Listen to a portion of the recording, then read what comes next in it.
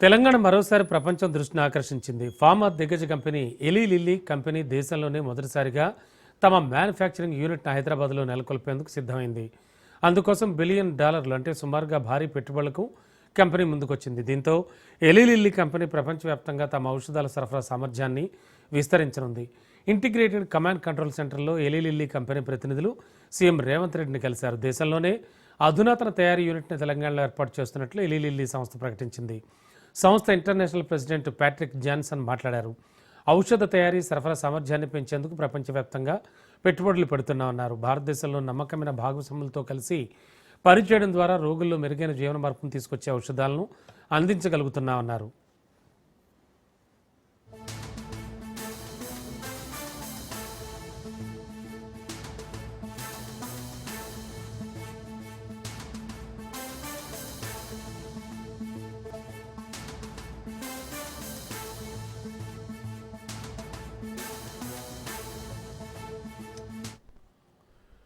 హైదరాబాద్లో ఏర్పాటు చేసే మ్యానుఫ్యాక్చరింగ్ క్వాలిటీ హబ్ తమకు అత్యంత కీలకమైందన్నారు.